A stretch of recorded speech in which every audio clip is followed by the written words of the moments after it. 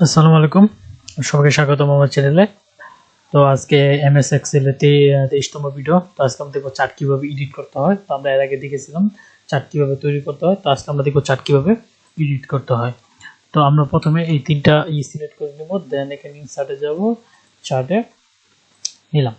তো আমরা প্রথমে চার্টটা ক্লিক করব, দেন চার্টটা ক্লিক করে এখানে কি করব, বড় করে নিব।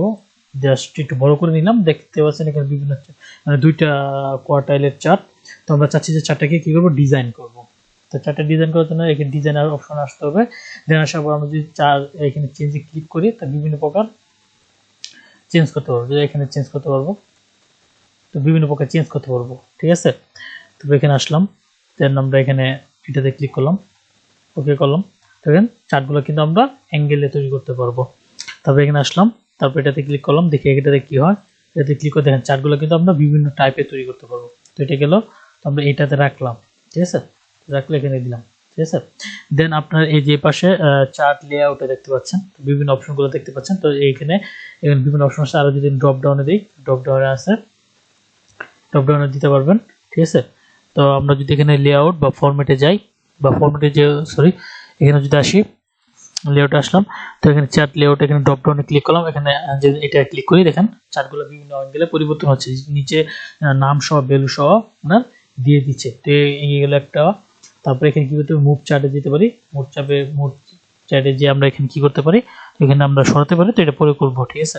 তো এখানে এই অপশনগুলোতে দেখেন, এই অপশনগুলোতে যদি আমরা ক্লিক করি, দেখেন চার্টগুলো কিন্তু একটা মানে পিলার টাইপের হয়ে যাচ্ছে, বা বিভিন্ন কালারের তৈরি করতে পারছে। দেখেন চার্ট টাইটেল, এখানে চার্ট টাইটেল আমি এখানে চার্ট টাইটেল দিতে পারি। এখানে চার্ট টাইটেল কি দিতে পারি, যে চার্ট টাইটেল দিবে সেলস, সরি।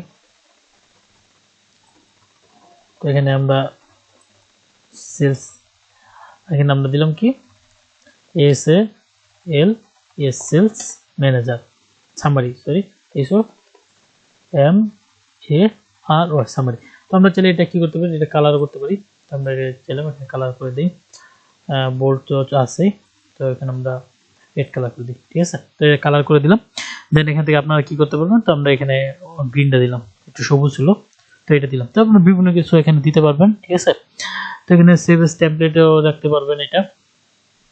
তো এখানে মুভ চার্টও দিতে পারবেন। তো এখানে চার্ট লেআউট, আচ্ছা ঠিক আছে, এটা করতে পারবেন।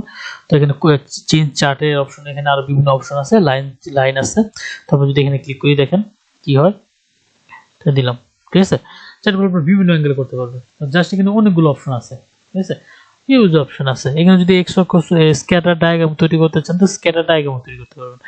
দেখেন আমরা সাধারণত স্ক্যাটার ডায়াগ্রাম স্ট্যাটিস্টিক্স যারা স্টুডেন্ট আছে তাদের জন্য এটা খুবই গুরুত্বপূর্ণ। এখানে আসলাম, আসার পর আমরা যদি এখানে আর কি করতে পারি, তো রিডার এটাও করতে পারি, রিডার, হ্যাঁ, মাকড় জাল, তো এটা করতে পারি। সারফেসও নিতে পারি, সারফেসে নেই, সারফেসে যাওয়ার পর আমরা যদি এখানে ক্লিক করি, সারফেসও নিতে পারবো। দেখেন সারফেসও আছে। তো বিভিন্ন অপশন, তো এইভাবে আমরা চার্টগুলো কি করতে পারি, পরিবর্তন করতে পারি। তো আপনারা আপনাদের নিজেদের মতো করে সাজিয়ে নেবেন। তো আপনাদের উপর ডিপেন্ড করবে আপনারা কিভাবে সাজাতে চান। তো it's all up to you. তো আজকে পর্যন্তই। তো আশা করি সবাই ক্লাসটা ভালো লাগছে। আর যদি ক্লাসটা ভালো লাগে থাকে, তাহলে আপনার বন্ধুদের সাথে শেয়ার করবেন এবং আমার চ্যানেলটা সাবস্ক্রাইব করতে বলবেন।